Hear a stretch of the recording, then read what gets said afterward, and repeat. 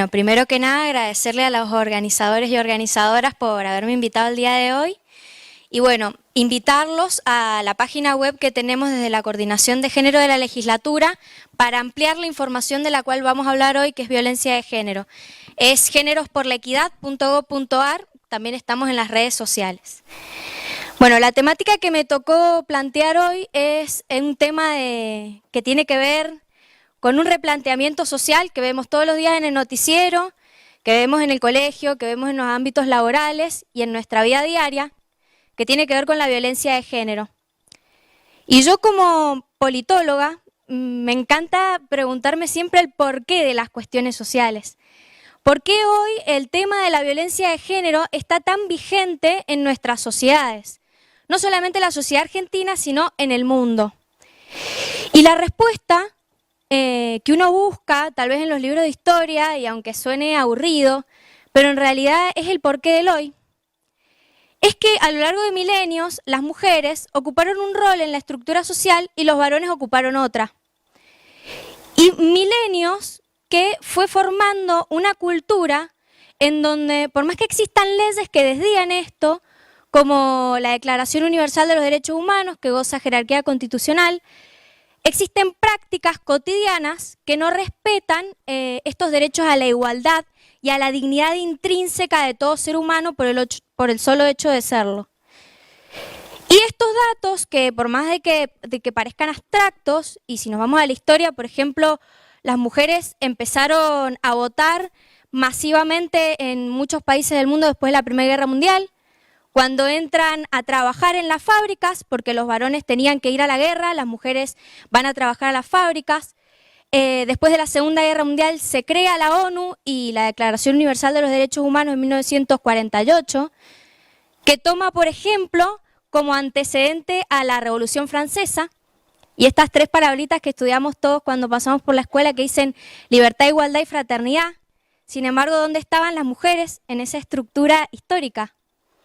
Las mujeres no eran parte de la libertad, la igualdad y la fraternidad.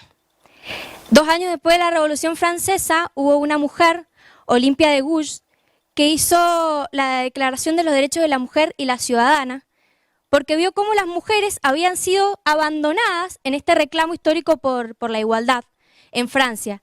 Fue aguillotinada. La Declaración Universal de los Derechos Humanos toma como antecedente la Declaración de los Derechos del Hombre de la Revolución Francesa.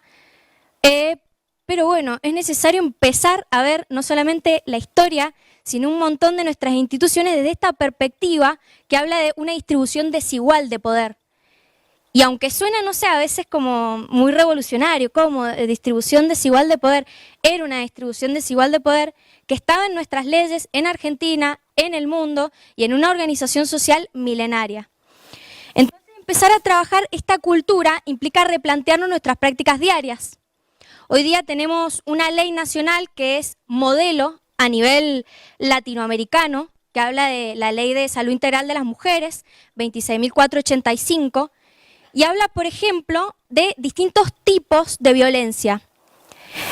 La violencia física, sexual, económica y patrimonial, simbólica, y la violencia psicológica. ¿De qué nos habla esto? De que cuando vemos en la tele que hay un femicidio, no tenemos que pensar que solamente es la única manifestación de la violencia que hay hacia las mujeres, sino entender que es la violencia más extrema y que antes hay un montón de violencias que nosotros normalizamos, naturalizamos en nuestras prácticas diarias. ¿Y qué implica eso? Y por ejemplo, si vamos a las estadísticas, vemos que a nivel latinoamericano los varones tienen un nivel de ocupación del 75% y las mujeres del 50%.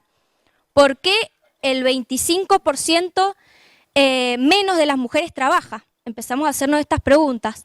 O por ejemplo, a nivel nacional, según las estadísticas del 2017, las mujeres cobran 29% menos que los varones en cargos similares. Si vamos a las estadísticas de Mendoza, vemos cómo en la encuesta permanente de hogares se refleja que el 90% de las tareas domésticas y de cuidado de personas, de limpieza, recaen sobre las mujeres y solamente un 10% sobre los varones. Y que, por ejemplo, en cargos directivos y de jefaturas, el 70% en Argentina son ocupadas por varones. Y la pregunta de nuevo es ¿por qué? ¿Por qué? Porque existe toda una cultura anterior que dice que esos cargos históricamente fueron ocupados por varones. Y no implica que hay que, por ahí hablan, no sé, de términos despectivos contra los varones, no.